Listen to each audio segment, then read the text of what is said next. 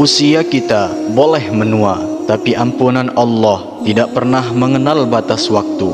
Sahabatku, pernahkah Anda duduk sendiri seusai solat, lalu berfikir, "Ya Allah, cukupkah amalanku untuk kembali padamu dengan selamat?"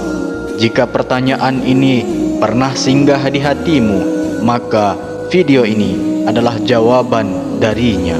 Ada 4 amalan ringan namun luar biasa besar pahalanya, yang jika dilakukan setiap selesai solat fardu, insya Allah dosa-dosa masa lalu akan dihapus dan rahmat Allah mengalir deras tak terbendung. Bismillahirrahmanirrahim. Assalamualaikum warahmatullahi wabarakatuh. Alhamdulillahilladzi arsala rasulahu bil huda wa dinil haq liyudhhirahu 'alad dini kulli wa kafa billahi syahida. Ashhadu an la ilaha illallah wa ashhadu anna Muhammadan abduhu wa rasuluh. Amma ba'du.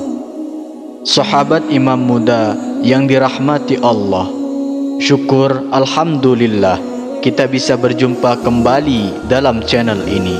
Semoga dengan perjumpaan kita akan dicatat sebagai amal ibadah oleh Allah Subhanahu wa taala. Salawat dan salam mari kita sama-sama ucapkan atau tuliskan di kolom komentar. Allahumma sholli ala sayyidina Muhammad wa ala ali sayyidina Muhammad. Semoga dengan ucapan atau tulisan salawat tadi, kita semua mendapatkan pertolongan beliau di hari akhirat kelak nanti. Amin ya rabbal alamin. Selanjutnya juga tak lupa saya selalu mendoakan untuk siapapun yang menyaksikan video ini, dimanapun saat ini Anda berada, semoga selalu mendapatkan rahmat dan perlindungan dari Allah Subhanahu wa taala, diberikan kesehatan baik itu jasmani maupun rohani, dijauhkan dari segala bala dan musibah, serta semoga diberikan rezeki yang berkah dan melimpah. Amin ya rabbal alamin. Sahabat imam muda yang dirahmati Allah, setiap kali akan sampai di satu titik ketika tenaga mulai melemah, pandangan tak lagi setajam dulu, dan suara mulai pelan. Itulah masa tua, masa menata kembali langkah menuju akhir. Di usia ini, jangan biarkan waktu berlalu sia-sia, karena ampunan Allah itu sangatlah dekat. Cukup dengan 4 amalan ringan setelah solat, insya Allah dosa-dosa kita, bahkan sebanyak pasir di gurun, akan terhapuskan. Maka mari kita simak-simak baik-baik hingga akhir video ini agar menjadi ilmu pengetahuan yang bermanfaat untuk kita semua. Namun sebelum kita lanjutkan, mari para sahabat kita sama-sama selalu berdoa kepada Allah. Silahkan sahabat tuliskan hajat, cita-cita dan doa sahabat di kolom komentar untuk kita aminkan bersama-sama. Karena bisa kita bayangkan 40 orang saja yang mengaminkan doa kita, maka insya Allah akan diijabah oleh Allah Subhanahu wa taala. Amin Allahumma amin. Dan untuk sahabat yang baru bergabung, silakan untuk klik tombol like, tombol jempolnya, kemudian subscribe juga dan aktifkan lonceng notifikasinya agar ketika channel ini update video terbaru, sahabat semua langsung dapat notifikasinya. Terima kasih. Semoga Allah balas semua kebaikan Anda. Sahabat imam muda yang dirahmati Allah, ada sebuah cerita. Di sebuah kota kecil tinggal seorang pria paruh baya bernama Pak Mahfud. Usianya sudah menginjak 72 tahun. Wajahnya keriput, tubuhnya kurus, tapi matanya selalu bersinar setiap kali azan berkumandang. Ia adalah sosok yang sangat dicintai oleh warga sekitar, bukan karena kekayaannya, tapi karena satu hal, yaitu keistiqomahannya dalam beribadah. Sejak pensiun, Pak Mahfud tak pernah melewatkan satu waktu solat pun di masjid. Tapi bukan hanya itu saja yang membuat orang-orang kagum adalah kebiasaan duduk cukup lama setelah solat, bukan untuk berbicara atau beristirahat, melainkan untuk membaca 4 ayat pilihan dari Al-Quranul Karim. Ia selalu mengatakan, "Ini amalan yang menyelamatkanku. Aku tidak punya amal besar, tapi semoga ayat-ayat ini jadi penyelamatku." Suatu hari, Pak Mahfud jatuh sakit. Dokter menyarankan opname, tapi ia menolak. Ia hanya berkata pada anak-anaknya, "Ayah tidak takut sakit. Ayah hanya takut mati dalam keadaan lupa kepada Allah." 3 hari sebelum wafat, ia memanggil anak-anak dan cucunya dengan suara lirih.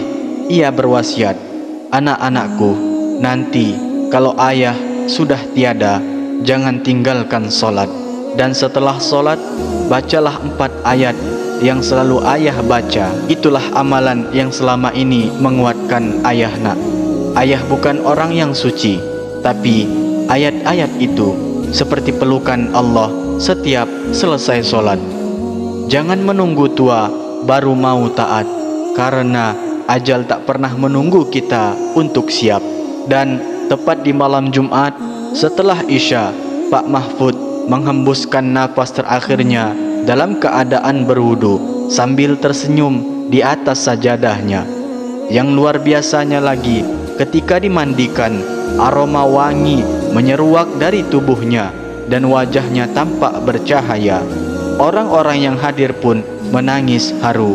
Sejak saat itu, anak-anak dan cucu Pak Mahfud mewarisi amalan itu. Setiap selesai solat fardu, mereka duduk sebentar dan melanjutkan bacaan ayat yang menjadi warisan rohani paling berharga dari sang ayah tercinta.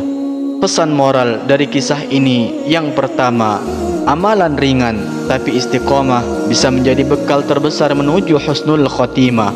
Lalu yang kedua, orang tua yang memberi contoh ibadah akan meninggalkan jejak amal jariah yang tak terputus pada anak cucunya. Yang ketiga, wasiat terbaik bukanlah harta, tapi kebiasaan baik yang diwariskan. Lalu yang keempat, ayat-ayat Al-Quran adalah sahabat sejati yang menemani hingga nafas terakhir kita. Sahabatku, dari kisah di atas, kita tentu menginginkan hal yang sama, meninggal dunia dalam hal kebahagiaan dan meninggalkan dunia ini dalam keadaan husnul khotimah. Dalam hadis yang diriwayatkan oleh At-Tabrani, Rasulullah SAW bersabda bahwa ketika ayat-ayat tersebut turun, mereka menggantung di ars lalu berkata, "Wahai Tuhan kami, apakah kami akan diturunkan kepada kaum yang banyak berbuat dosa?" Lalu Allah menjawab, "Demi keperkasaan dan keagunganku, siapa saja yang membacamu selesai solat fardu, aku ampuni semua dosanya dan aku siapkan baginya tempat di surga Firdaus. Aku pandang ia 70 kali setiap hari dengan pandangan kasih sayang, dan aku kabulkan 70 hajatnya setiap hari." Inilah amalan yang dimaksud, yang dianjurkan dibaca setelah salat fardu, yaitu yang pertama, kita membaca surah Al-Fatihah dari ayat 1 sampai 7. Adapun bacaannya sebagai berikut. Mari para sahabat kita bersama-sama membacanya. Bismillahirrahmanirrahim. Alhamdulillahi rabbil alamin. Ar-Rahmanir-Rahim. Maliki yaumiddin. Iyyaka na'budu wa iyyaka nasta'in. Ihdinas siratal mustaqim. Siratal ladzina an'amta 'alaihim ghairil maghdubi 'alaihim waladdallin. Amin. Sahabatku, surah ini sebagai pembuka semua kebaikan. Bacalah ayat ini 1 kali dengan penuh penghayatan. Adapun keutamaan bagi orang yang membaca akan surah Al-Fatihah ini, yang pertama merupakan Ummul Quran atau induk daripada Al-Quran, dan tidak sah solat kita tanpa membacanya. Lalu yang kedua, dalam hadis qudsi Allah berfirman, "Aku bagi solat antara aku dan hambaku 2 bagian, dan bagi hambaku apa yang ia minta." Hadis riwayat Muslim. Yang ketiga, mengandung pujian kepada Allah, pengakuan, penghambaan dan permohonan hidayah yang Allah janjikan akan dikabulkan. Dengan manfaatnya, Allah membuka pintu-pintu rahmat, menghapus dosa-dosa ringan. Doa menjadi mustajab bila disambung setelahnya. Lalu amalan yang kedua, yaitu kita membaca ayat kursi. Sahabat bisa cari di dalam Al-Quran, Quran surah Al-Baqarah ayat 255. Mari para sahabat kita bersama-sama membacanya. Allahu la ilaha illa huwal hayyul qayyum, la ta'khudhuhu sinatun wa la nawm, lahu ma fis samawati wa ma fil ardh, man dzalladzi yashfa'u indahu illa bi'idhnihi, ya'lamu ma baina aydihim wa ma khalfahum, wa la yuhituna bi syai'in min 'ilmihi illa bima syaa', wasi'a kursiyyuhu as-samawati wal ardh, wa la ya'uduhu hifdhuhuma, wa huwal 'aliyyul 'azim. Yang artinya, Allah tidak ada Tuhan yang berhak disembah selain Dia, yang maha hidup, yang terus-menerus mengurus makhluknya. Dia tidak mengantuk dan Dia tidak pula tidur. Miliknya apa yang ada di langit dan apa yang ada di bumi. Tiada yang dapat memberi syafaat di sisinya tanpa seizinnya. Dia mengetahui apa yang ada di hadapan mereka dan di belakang mereka, dan mereka tidak mengetahui apapun dari ilmunya kecuali apa yang Dia kehendaki.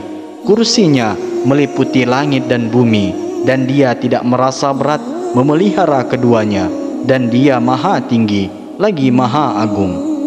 Ayat ini adalah pelindung yang sangat kuat, dan Rasulullah SAW menyebutnya sebagai ayat paling agung dalam Al-Quran.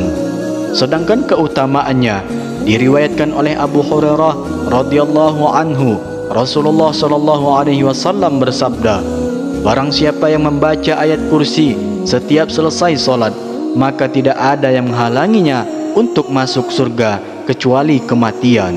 Hadis riwayat An-Nasa'i. Sedangkan manfaatnya, perlindungan langsung dari Allah, dijaga dari gangguan jin dan syaitan, diberi kemuliaan dan ketenangan hati. Lalu amalan yang ketiga, yaitu kita membaca surah Ali Imran ayat 18 sampai dengan 19. Adapun bunyi ayatnya adalah sebagai berikut. Mari para sahabat kita bersama-sama membacanya. Syahidallahu annahu la ilaha illahu wal malaikatu wa ulul ilmi qa'iman bil qist, la ilaha illa huwal azizul hakim. Inna ad-dina 'indallahil Islam, wa ma ikhtalafa allazina utul kitaba illa min ba'di ma ja'ahumul ilmu baghyan bainahum, wa man yakfur bi ayatillahi fa innallaha sari'ul hisab. Ayat ini menjelaskan tentang menyaksikan keesaan Allah dan menegaskan bahwa agama di sisinya adalah Islam. Adapun keutamaannya yaitu menambah keimanan dan keyakinan, menguatkan akidah tauhid dan menghapus dosa-dosa dengan pengakuan iman yang tulus. Lalu amalan yang keempat, yaitu membaca surah Ali Imran ayat 26 sampai 27. Adapun bacaannya adalah sebagai berikut. Mari para sahabat kita bersama-sama membacanya. Qulillahumma malikal mulki tu'til mulka man tasha' wa tanzi'ul mulka mimman tasha' wa tu'izzu man tasha' wa tuzillu man tasha' biyadikal khair innaka ala kulli syai'in qadir tulijul layla fin nahar wa tulijun nahara fil layl wa tukhrijul hayya minal mayyit wa tukhrijul mayyita minal hayy wa tarzuqu man tasha'u bighairi hisab. Yang artinya, katakanlah Muhammad, wahai Allah, Tuhan yang memiliki kekuasaan, kerajaan, Engkau berikan kekuasaan kepada siapa yang Engkau kehendaki, dan Engkau cabut kekuasaan dari siapa yang Engkau kehendaki. Engkau muliakan siapa yang Engkau kehendaki, dan Engkau hinakan siapa yang Engkau kehendaki. Di tanganmu-lah segala kebajikan. Sesungguhnya Engkau maha kuasa atas segala sesuatu. Engkau masukkan malam ke dalam siang, dan Engkau masukkan siang ke dalam malam. Engkau keluarkan yang hidup dari yang mati, dan Engkau keluarkan yang mati dari yang hidup. Dan Engkau memberi rezeki kepada siapa yang Engkau kehendaki tanpa hisab. Ayat ini adalah ayat yang mengakui tentang kekuasaan mutlak Allah atas segala urusan, termasuk urusan rezeki, hidup dan mati. Adapun keutamaannya, dibukakan pintu rezeki tanpa hisab, dilindungi dari kehinaan, menjadi doa mustajab untuk meraih kemuliaan dan keberkahan dunia dan akhirat.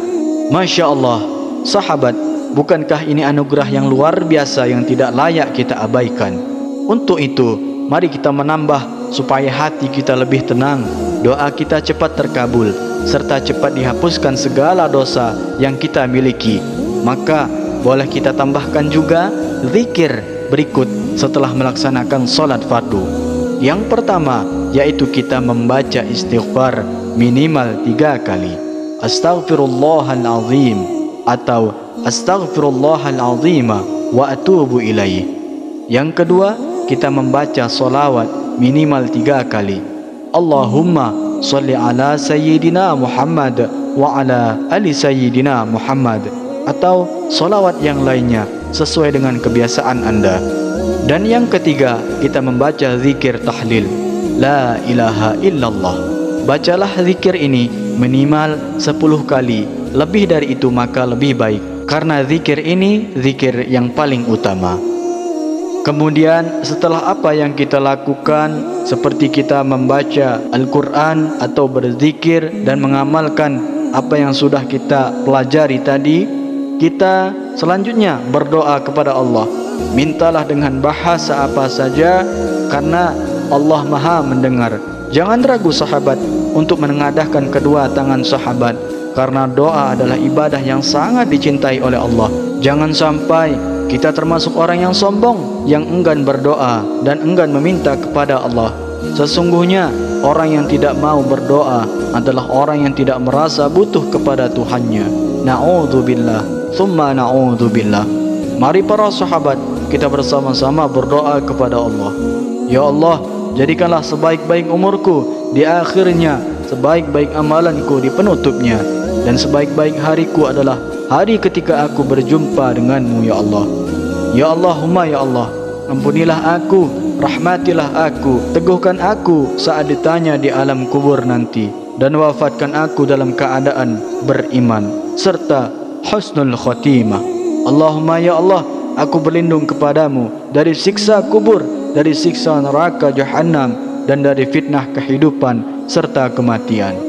Sahabat imam muda yang dirahmati Allah, amalan ringan ini tapi pahalanya luar biasa. Jangan sampai para sahabat abaikan. Bantu sebarkan video ini, karena siapa tahu dari tangan para sahabat ada seorang yang mendapatkan hidayah dan selamat dunia akhirat.